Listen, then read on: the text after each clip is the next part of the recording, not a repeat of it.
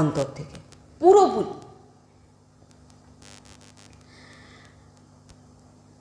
বলেন যে শিষ্য বানানোর পর যদি শিষ্য কোনো পাপ আচরণ করে সেটা কিন্তু গুরুদেবকেও ভুগতে হয়।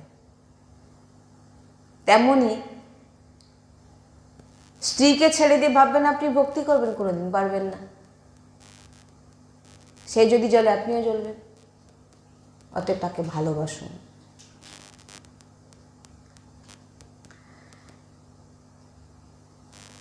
ভক্তি অন্তরের বিষয়, ভক্তি বাইরে দেখানোর বিষয় নয়। আপনি নাটক মঞ্চে নাটক করছেন, নাটক করে যান, একদম ভালোভাবে করুন যাতে সবাই তালি মারে, কেউ বুঝতেও না পারে যে আপনি নাটক করছেন, এমনভাবে করবেন।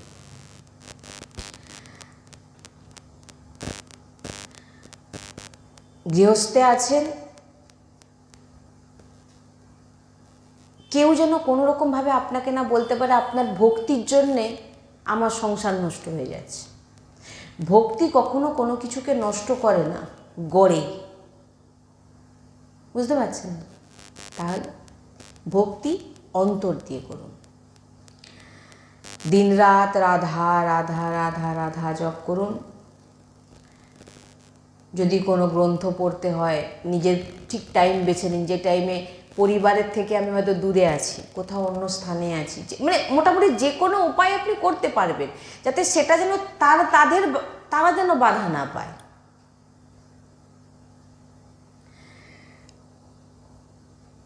বাচ্চাকে, স্ত্রীকে, বাবা মাকে সবাইকে প্রেম করুন যাতে তারা যেন কষ্ট না পায়। এইবারে বিষয়, আপনি ভক্তি করতে চাইছেন, আপনার স্ত্রী ভক্তি করতে দিচ্ছে না, এবং আপনার স্ত্রী আপনাকে বলছে তুমি আমিষ আহার করো।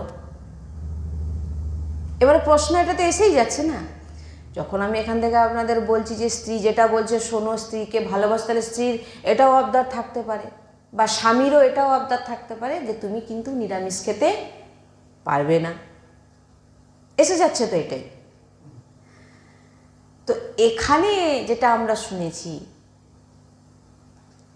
যে গুরুজি বলছেন আপনার ভাগ্যে কর্ম অধীনে, আপনার যে ভাগ্যের যে কর্ম, মানে আপনি যে কর্ম করেছেন তার প্রভাবেই কিন্তু আপনি এমন স্ত্রী পেয়েছেন যে স্ত্রী আপনার বিরুদ্ধে। আপনি ভক্তি করুন, সে চায় না, সে চায় যে আপনি আমিষ আহার করুন, আপনি খারাপ, মানে যেটা সাংসারিক ব্যক্তি। এটা এটা এটা পেয়েছেন কিভাবে? আপনি কিন্তু আপনার কর্মের ফলে পেয়েছেন। এবারে আপনি কি করবেন? আপনাকে শাস্ত্র বলছে, সন্তগুরু বলছে যে স্ত্রীকে ভালোবাসো, ভক্তি হৃদয় দিয়ে করো। এবারে আপনাকে তো সেখানে এসে যাচ্ছে, এটা যখন তখন এটাও আসছে যে তাহলে স্ত্রী তো আমাকে বলবে আমিষ আহার করতে, তাহলে আমি কি করব? ভক্ত বলে গুরুজি বলেন, যিনারা ভক্ত হয়ে এসে সামনে বসে জানার চেষ্টা করে তাদেরকেই এই কথাগুলো বলা হয় যে ঝগড়া করো না কোনো কিছুতে, মানে প্রতিবাদ করতে যেও না, চুপ থাকো, তোমার ভাগ্যকে মানো। যেমন স্ত্রীকে প্রার্থনা করবে যে দেখুন কখন স্ত্রী আপনার সঙ্গে ঝগড়া করবে, আপনি যখন তার এগেনস্টে কিছু করতে যাচ্ছেন, ঠিক আছে, আপনি তাকে সব দিক থেকে ভালোবাসুন, সব দিক থেকে খুশি রাখুন, কিন্তু একটা দিক বলবে যে আমি তোমার সব কথা মানছি, কিন্তু এই যে আহার, ভক্তির দিক থেকেও আপনি বলবেন না যে আমি ভক্তি করব ওই জন্য আমি না, যে আমি এটা নিতে পারছি না, ভিতরে আমার সহ্য হচ্ছে না, আমার প্রবলেম হচ্ছে, আমি খেতে পারি না। আপনাকে ভক্তির অ্যাঙ্গেল দিয়েও বলতে হবে না, কারণ আপনি ভক্ত হতে গেলে আপনাকে নিরামিষ খেতে হবে, প্রসাদ পেতে আপনার হবে না। এবারে গুরুজি তারও বিধান দিয়ে গেছে যে যখন তুমি দেখছো যে তোমার, দেখুন এগুলো অনেক ভিতরের অনন্যতার ব্যাপার আছে, তাই না? কিছু ব্যাপার আছে যেটা একেবারে ভিতর থেকে গভীরভাবে প্রতিজ্ঞা, মানে যেটা সংকল্প বলুন, যেটা ঠ্যাসাক বলুন, সেটা একটা আলাদা বিষয়। সেখানে কিন্তু আপনাকে লড়তে হবে, সেটা আলাদা। কিন্তু যেহেতু আপনার সে বল এখন নেই, আপনার সে লড়ার ক্ষমতা নেই, আপনি সেই যে মনের জ্বলনকে সহ্য করার মতো আপনার ক্ষমতা নেই, তাহলে আপনি এই রাস্তা ধারণ করুন, হাত জোড়ো করে প্রার্থনা করুন, স্ত্রীকে ভালোবাসুন, যাতে স্ত্রী আপনাকে বলতেও না পারে যে না তুমি খেতে পারবে না। তাকে এত ভালোবাসা দিন, সে তাকে প্রার্থনা করুন যে আমি এটা পারবো না খেতে। আমি গুরুজি বলেন যে এখানে কিছু বলার কিছু নেই তার। এর পরেও যদি আপনার স্ত্রী আপনার সঙ্গে ঝগড়া করছে যে না খেতে হবে, অত্যাচার করছে, তাহলে আপনাকে জেনে নিতে হবে যদি শরীরে ক্যান্সার হয়, সে শরীরের ক্যান্সারটাকে আপনি ভোগ করেন না শরীরটাকে শেষ করে দেন। যতদিন বেঁচে আছেন কিন্তু আপনাকে সেই ক্যান্সার রোগ নিয়েই বেঁচে থাকতে হবে। শরীরে যেমন রোগ হচ্ছে, যন্ত্রণা হচ্ছে, পীড়া হচ্ছে, আমরা সহ্য করি, তেমন আপনাকে মেনে নিতে হবে যে আমার ভগবান আমাকে স্ত্রীরূপী প্রতিকূলতা দিয়ে আমাকে ভগবত প্রাপ্তি করাতে চান, বা এই স্ত্রীরূপী প্রতিকূলতা দিয়ে আমার পূর্বের যে অনেক পাপ আছে সেগুলো আমাকে, কারণ আপনি যখন তার কথা মানছেন না যে না আমি খেতে পারবো না, সে জোরাজুরি করবে, আর আপনি এটা খেতেও পারবেন না, তখন এবারে একটা ডিবেট আসবে, একটা ঝগড়ার সৃষ্টি হবে। সেখানে গুরুজি বলছেন চুপ করো, চুপ করে যাও, সহ্য করো। কারণ এটা ভক্তদেরকেই বলা হচ্ছে, কিন্তু ভক্ত না হলে এগুলো পারবে না করতে, মারপিট করবে। চুপ করো, সহ্য করো, এবং মন থেকে মানো যে ভগবান আমাকে স্ত্রীরূপী প্রতিকূলতাই আমাকে দিয়েছে। ভক্ত তো এটাই মানবে, তার জন্য এটাই ভালো, যে স্ত্রীর প্রতিকূলতাই তাতেই আমি বেশি শ্রীজিকে আরো চিন্তন করতে পারবো।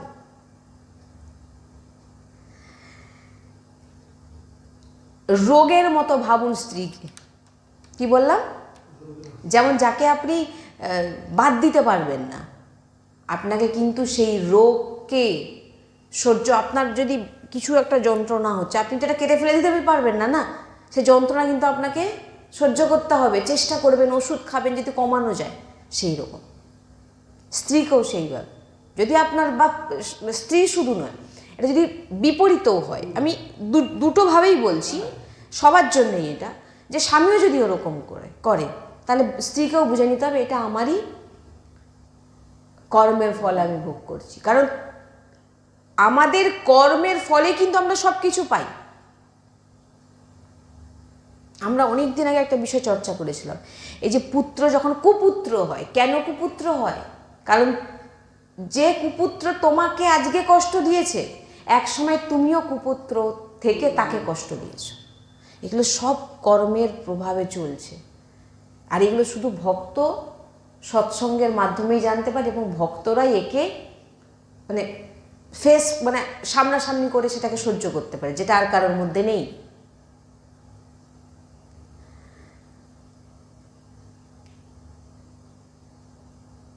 ঝগড়া না করে শান্তিতে থাকুন, ভগবানের বিধান ভাবুন, সহ্য করে চলুন।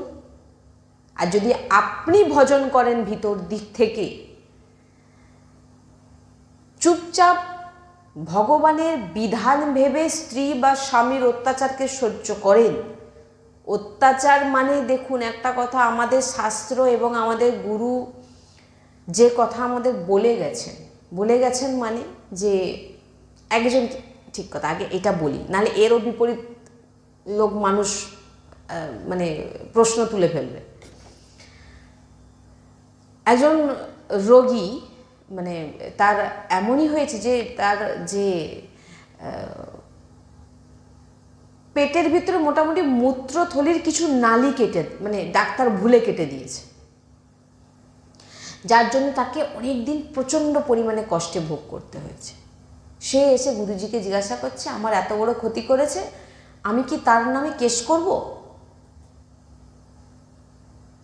আপনার কি মনে হয় কেস করা উচিত? সেটা এটা এটা কে বলছেন বলুন তো? আপনি সৎসঙ্গ শোনেন বলেন আপনার ভিতরে কথাটা আসছে, কিন্তু সাধারণ ব্যক্তির মনে আসবে না। সে আগে ডাক্তারকে জেলে ঢোকা, ভাঙচুর করবে। কিন্তু এটা করে দেখুন, আপনি একটা চিন্তা করে দেখুন, সঙ্গে সঙ্গে গুরুজি বললেন না না এগুলো তোমার কর্মেই তুমি ভোগ করেছো, তুমি ডাক্তারের সম্বন্ধে কেস করে দিলে, তোমার নতুন কর্ম তৈরি হয়ে গেল। এইবারে সেই কেস নিয়ে তোমার আর ভাগবতিক চিন্তা হবে না, আপনি এবার কি চিন্তা করবেন? তোমার সময় কিন্তু দেখুন এগুলো আপনি সৎসঙ্গে পাবেন, সাধু সন্তের বাণী ছাড়া আপনি কোথাও পাবেন না। নাহলে এখনই বলবে যে দেখো স্বামীর অত্যাচার, স্ত্রীর অত্যাচার সৎসঙ্গে সহ্য করতে বলছে। আরে ভাই এটা কেন বলছে? আমি বলিনি, এটা সাধু সন্ত বলছে। ভাই শোনো না গুরুজির প্রবচন, গুরুজির প্রবচন শুনলেই বুঝতে, আর আমরা গুরুজির প্রবচনই বলি, কারণ আমাদের নতুনত্ব কিছু জ্ঞানও নেই যে আমরা বানিয়ে বানিয়ে বলে দেবো, আর সে সামর্থ্যও নেই, আর শক্তিও নেই, বুদ্ধিও নেই। বলছেন তুমি যদি না সহ্য করতে পারো, তুমি ছেড়ে দিলে তাকে, সে যত জ্বলবে তুমিও জ্বলবে, না তুমি ভক্তি করতে পারবে, না তুমি শান্তিতে থাকতে পারবে। সহ্য করলে তোমার যে কর্মটা নষ্ট হয়ে গেল, এবং তুমি যে ভজন করছো, তোমার এই যে ভজনের ফসলটা তুমি লাগিয়েছো, এর পরিণাম তোমার খুব সুন্দর হবে, আর তুমি ভোগ করো। এই জন্য বলছেন যে ভ্রূণ হত্যা, অমুক তমুক নিয়ে গুরুজি প্রচণ্ড এগুলো মানে প্রায় বলে। বিকলাঙ্গ শিশু হওয়া, এগুলো সব কিছুকেই আমাদের কর্মর সঙ্গে জুড়ে আছে। আমাদের কর্ম, বিকলাঙ্গ শিশু হয়েছে তাকে সেবা করো, নাকি মেরে দেবে? তাকে সেবা করো, কারণ তোমার কর্মের ফলে এ এসছে, কারণ এও কিছু কর্ম করছে যার জন্য ওকে এইরকম দেওয়া হয়েছে, আর ওই রূপ মানে ওই তার পরিস্থিতি দিয়ে আপনাকে দেওয়া হয়েছে সেই কর্মভোগ করার জন্য। এগুলো অনেক ভিতরে ব্যাপার আছে যেগুলো আমাদের বুদ্ধির বাইরে। এই জন্য বলছি তুমি ভোগ করো, তুমি সহ্য করো, তুমি কর্মটাকে নষ্ট করো ভোগ করে। কর্ম নষ্ট হবে কি করে? ভোগ করে। আপনি ভোগ না করলে কি করে হবে? ভোগ করলে কর্ম নষ্ট হলো।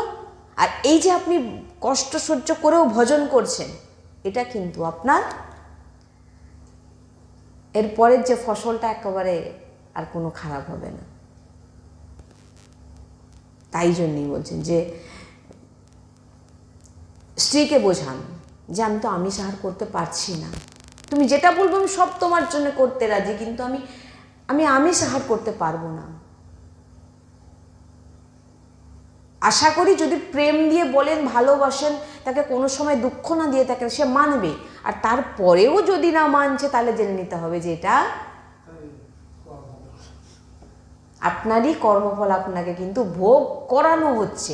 ভগবানের বিধান ভাবুন।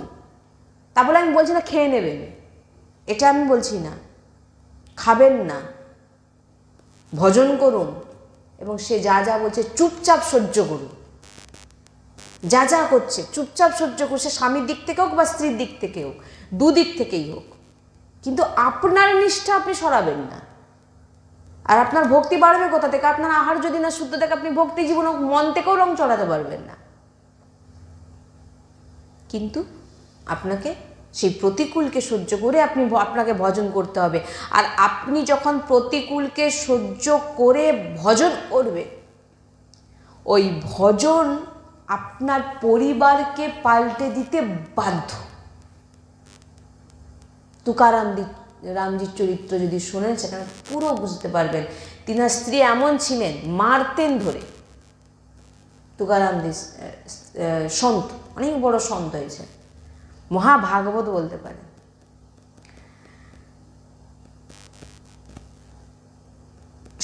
আর তুকারামজির স্ত্রীর একটা গুণ কি ছিল? যে তিনি স্বামীকে না পাইয়ে কিন্তু তিনি পেতেন না।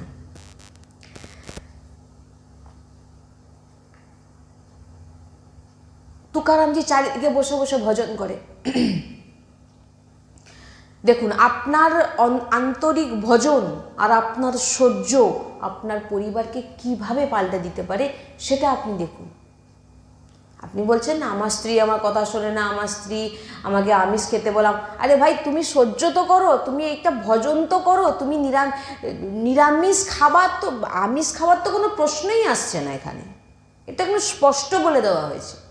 আন্তরিক ভজন করো, যখন তোমার ঘরে বারবার তোমাকে প্রতিকূল মানে করছে, তোমাকে খেতেই হবে, তোমাকে এই করতে হবে, নাহলে তুমি কেন বিয়ে করেছিলে অমুক তমুক, কি চুপ চুপ থাকুন, ভজন করে যান। একটা সময় এমন আসবে যে তারাই আপনার কথা মানতে, সেটা কখন? আপনি যখন ভজন করবেন। আর আমরা বলছি অন্য লোককে ভজন করতে যাও, অন্য লোকের ভজন করার দরকার নেই। গুরুজি বলছেন তুকারামজির আগে তুকারামজির স্ত্রীর ভগবত প্রাপ্তি হয়ে গেছে, ভগবত সাক্ষাৎকার, ভগবান স্বয়ং এসে তুকারামজি এত ভজন করেন মহাভাগবত, তিনার আগে দর্শন হয়নি, কিন্তু তিনার স্ত্রীর দর্শন হয়ে গেছে, যে স্ত্রী তার স্বামীকে মারতও পর্যন্ত। 3টে আঁখ নিয়ে এসছে, রাস্তায় দুটো দিয়ে দিয়েছে আর একটা হাতে করে নিয়ে এসছে। স্ত্রী বলে তুমি অতগুলো জিনিস নিয়ে আসলে, সব কোথায়? না সবাইকে দান করে দিয়েছি। বলে নিজে খেতে পারে না, লোককে দান করতে গেছে, হাত থেকে আঁখটা নিয়ে মাথায় করে জোর মেরেছে, মারতে আঁখটা কি হয়েছে? তখন তুকারামজি ভাবছেন হায় আমার ভগবান কত কৃপালু, ভাবছিলাম এই একটা আঁখকে কি করে দুজনে খাবো, তুমি আমার পর কৃপা করে দিল। কেমন মনোবৃত্তি দেখুন, আর তার স্ত্রী কেমন দেখুন, কিন্তু তার স্ত্রীর আগে ভগবত সাক্ষাৎকার হয়ে গেছে, মানে ভগবানকে বেঁচে থেকে দর্শন করেছে। তুকারামজির আগে তিনি দর্শন করেছে কি করে? তুকারামজির মানে ভক্তির প্রভাবে। একদিন তুকারামজির স্ত্রী, তুকারামজি তো এদিক ওদিক বসে বসে ভজন করেন, তিনার স্ত্রী মানে এদিকে প্রচুর, তার স্বামীর একটাই কি, যাই করুক না কেন স্বামীকে না পাইয়ে পেতেন না কখনো, আর স্বামীকে খুঁজে বেড়াতেন, কোথায় ভজন করছেন বিঠ্ঠাল বিঠ্ঠাল বলে, কোন গাছের নিচে, কোথায় পাহাড়ের ওপরে, নদীর ধারে বসেছে, কেউ জানে বলে খুঁজতেন। একদিন তার স্বামীকে বলছেন আচ্ছা তুমি এদিক ওদিক যে ঘুরে বেড়াও, আমি কত চারদিক তোমাকে খুঁজতে যাব। তখন তুকারামজি বলেছিলেন যে আমাকে কোথাও তোমাকে খুঁজতে হবে না, চৌরাস্তার মোড়ে যাবে, দিয়ে কান পেতে শুনবে যে কোন দিক থেকে বিঠ্ঠাল উচ্চারণ হচ্ছে, যেদিকে বিঠ্ঠাল উচ্চারণ হচ্ছে সেদিকেই চলে যাবে, আমাকে পেয়ে যাবে। তো ঠিক আছে, এত মহান নাম জপক ভক্ত ছিলেন যে স্ত্রী মারছে তার মধ্যেও তিনি হাসছেন। তো একদিন তুকারামজিকে খুঁজতে বেরিয়েছেন তার স্ত্রী, তুকারামজি বলেই দিয়েছেন যে যেখানে কান পেতে শুনবে বিঠ্ঠালের নাম উচ্চারণ সেদিকে চলে যাবে। তো কান পেতে শুনলেন যে অমুক দিকে বিঠ্ঠাল বিঠ্ঠাল আওয়াজ শোনা যাচ্ছে, মানে নাম জপের এমন প্রভাব যে ভূমি ভূমি বিঠ্ঠাল বিঠ্ঠাল বলে চিৎকার করে, সেই ভূমিতে কান থেকে, মানে কি জোরে জোরে চিৎকার নয়, ভূমিতে কান দিয়ে শুনতে বলছে যে কোন দিক থেকে আওয়াজটা আসছে। তুকারামজির স্ত্রী শুনে এইদিকে দেখলেন অনেক পাহাড়ে উঁচুতে বসে আছে, বুঝতে পারছেন? তো দেখে বলে এত দূর উঠতে হবে, তো ঠিক আছে তুকারামজির স্ত্রী ডাকতে যখন যেতেই হবে কি করবে, যাচ্ছেন, যেতে যেতে বড় একটা কাঁটা পায়ে ফুটে গেছে। এবারে যায় কাঁটা ফুটে গেছে, প্রচণ্ড যন্ত্রণা হচ্ছে, রক্ত বেরাচ্ছে, ওখানে বসে পড়েছে, ল্যাংড়াচ্ছে, হাঁটতে পারছে না। পীতাম্বরকে ঘুরিয়ে ঘুরিয়ে একটা সামলা একটা বাচ্চা ছেলে এসে পৌঁছে গেছে। আরে মাইয়া কি হয়েছে কি হয়েছে? না আমার পায়ে এরকম কাঁটা ফুটে গেছে।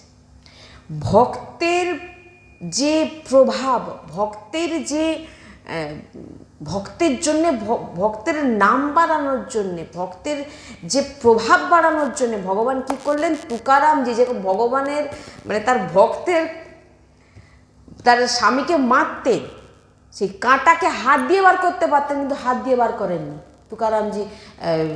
ভগবান শ্রীকৃষ্ণ বাচ্চা সেজে এসছেন, পীতাম্বর কোমরে বাঁধা, এসে বলছেন মাইয়া কী হয়েছে? না আমার পায়ে অনেক বড় কাঁটা ফুটে গেছে, রক্ত বেরোচ্ছে, যন্ত্রণা আছে। বলে মাইয়া দেখি, দেখলেন না কাঁটা, এত বড় কাঁটা পায়ে ঢুকে আছে।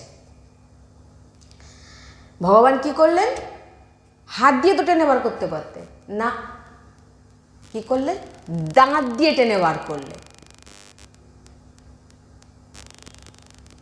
দাঁত দিয়ে টেনে কাঁটাটা মানে কাঁটাটাকে বার করে দিয়ে এবারে নিজের পীতাম্বরকে ছিঁড়ে সে মাইয়ার পায়ে জড়িয়ে দিয়ে বলে এবারে মাইয়া যাও। ল্যাংড়াতে ল্যাংড়াতে বেচারা আসছে, এসে স্বামীকে বলছে চলো। বলছে তুমি ল্যাংড়াচ্ছ কেন, তোমার এরকম হয়েছে, অবস্থা কি হয়েছে? বলে আমি আসছিলাম, একটা বড় কাঁটা ফুটে গেছে। বলে যা, তারপর? না তারপর একটা সাবলা রঙের একটা বাচ্চা এসে আর আমার কাঁটা বার করে দিয়েছে। যখনই সাবলা বলেছে তখন তুকারামজি অশ্রু বর্ষণ হচ্ছে, কাঁদছে, বুঝতে পেরে গেছেন। আর পীতাম্বর দেখে বুঝতে পেরে গেছেন যে এটা কে এসেছিলেন। কাঁদছে, যখন বলে দিয়েছে সে বাচ্চাটা কাঁটা হাত দিয়ে বার করেনি, মুখ দিয়ে, দাঁত দিয়ে। তুকারামজি তখন তিনি আর ভাষা নেই তিনার আর কিছু বলার। দেখুন এখানে আমি এটা বলার উদ্দেশ্য এটাই, ভজন কে করে? তুকারামজি করছেন। ভগবত সাক্ষাৎকার কার হলো? আগে হয়ে গেল, তুকারামজির পরে হয়েছে সাক্ষাৎকার বেঁচে থেকে। তিনার স্ত্রী যখন ল্যাংড়াতে আসছেন, তিনি তার স্ত্রীকে কিন্তু আর স্ত্রী দেখছেন না, তিনি দেখছেন ভগবান স্বয়ং হেঁটে আসছে। তিনি কার দর্শন করেছেন, কার স্পর্শ করেছেন? কে স্পর্শ করেছে বলুন এটা আগে। কে দর্শন দিয়েছে, কার দর্শন করে এসছে? আর সাধারণ মানুষ নেই, তিনি দেখছেন ভগবান আসছে। তুকারামজি দেখে ব্যাপারটা পুরো জানার জন্য যখন জিজ্ঞাসা করলেন, তখন তুকারামজির স্ত্রী যখন বললেন যে এরকম আমার কাঁটা ফুটে গেছিল আর আমি সেই সাবলা রঙের বাচ্চাটা আমার পায়ে এরকম কাঁটা কীভাবে বার করছে না, দাঁত দিয়ে। তখন তুকারামজির যে ঠাকুরজি এত কৃপালু যে আমার আগে আমার স্ত্রীকে দর্শন দিয়ে দিল। কার প্রভাব এটা? স্বামীর প্রভাব না? তাহলে এবারে আপনি বলুন আপনাকে কে ভজন করতে দিচ্ছে না? আপনিই পারেন আপনার পুরো পরিবারকে পরিবর্তন করে দিতে।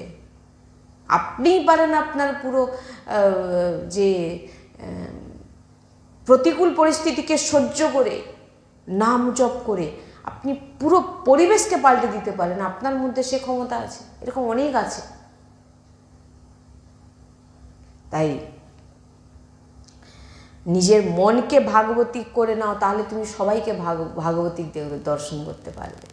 নাম জপ করো, মন লাগুক না লাগুক নাম তুমি ভজন করো। স্ত্রী প্রতিকূল করছে, বোঝাও, না বুঝলে ভাগবতিক বিধান, ভগবানের এটাই ইচ্ছে। কিন্তু এর আবার উল্টো বিপরীত বার করবেন না, যে নাটক মঞ্চে নাটক করছি বলে আপনি বলবেন যে না তাহলে আমিষও আহার করো, মন তো চায় চলে যাই খেতে। এটা কিন্তু পারমিশন এখানে সাধু সন্ত দিচ্ছে না। সাধু সন্ত বলছে তুমি ভিতরে ভক্তি করো, পরিবারকে পালন করো, রোজগার করো, ভালোবাসো, আন্তরিক ভজন করো। এবং যখন দেখছো এই সমস্ত কিছু করেও আমি পরিবারকে ঠিক ঝগড়া অশান্তি হয়েই চলেছে, তাহলে জানতে হবে এটা আপনাকে ভোগানো হচ্ছে। তাই চুপচাপ ভগবানের বিধান ভেবে তুমি মেনে নাও, তুমি দেখবে এক জায়গায় তোমার কি হয়। যেমন তুকারামজির হলো, তেমন আপনি তুকারামজির থেকে কম হতে পারেন না। আপনি যদি দেন আপনিও হতে পারেন তুকারাম, যদি আপনার মধ্যে এমন সামর্থ্য থাকে। তাই ভজন ভক্তি এগুলো হচ্ছে ঝগড়ার বিষয় নয়, ভক্তি ভিতরের বিষয়, ভজন ভিতরের বিষয়। এগুলোকে বাইরে দেখানোর কোনো প্রয়োজন নেই। পরিবার যখন না চায় হাত গুছিয়ে নিই, না আমাকে ভজন এবারে কোথা দিয়ে করতে হবে। কি আমরা কি করি, বাইরে দেখানোর প্রয়াস করি, যার জন্য পরিবারে অশান্তি হচ্ছে। চুপ হয়ে যাও, সহ্য করো তোমার। তাই এইভাবে নিজেদেরকে লড়াই ঝগড়া, আপনি ভজন করুন, আপনি ভক্তিতে ডুবুন। গুরুজি বলেন আপনার স্বভাবে, আপনার যে কুটুম্ব বন্ধু বান্ধব সবার পরিবর্তন হয়ে যাবে আপনার স্বভাবে, আপনার ভজনে। তাই লড়াই ঝগড়া নয়, স্ত্রী আপনাকে গালাগালি করছে, স্ত্রী আপনার সঙ্গে ঝগড়া করছে, কিন্তু আপনি তো সৎসঙ্গী, আপনি তো সৎসঙ্গ শোনেন, তাহলে আপনি কি করে তার সঙ্গে খারাপ করতে পারেন? কি বললাম? আপনাকে স্ত্রী অনেক খারাপ কথা বলছে, কিন্তু আপনি তো সৎসঙ্গী, আপনি তো সৎসঙ্গ শুনছেন, ভজন করছেন, তাহলে আপনি কি করে খারাপ করতে পারেন, খারাপ বলতে পারেন তাকে? তাহলে আপনারা তার মধ্যে তো কোনো পার্থক্য থাকলো না, নাকি? আপনি সৎসঙ্গ শুনছেন, আপনি নাম জপ করছেন, আপনি সাধু, তাহলে আপনার মধ্যে যদি সহ্য ক্ষমতা না থাকলে আপনি কিসের ভক্ত? ভক্ত মানেই হচ্ছে সহ্য। তাই এইভাবে যদি আমরা ভজন, ঘর পরিবারকে কাউকে দোষারোপ না করে নিজেকে দোষারোপ করুন, আমি পারছি না, আমি করতে পারছি না, আমি অপরাধী। অন্যের দোষ না ধরে, স্ত্রীর দোষ, স্বামীর দোষ না ধরে, যে যা নিজের ভিতরে দোষ দর্শন করুন এবং ভিতরেই ভজন করার চেষ্টা করুন। শ্রী হরিবংশ।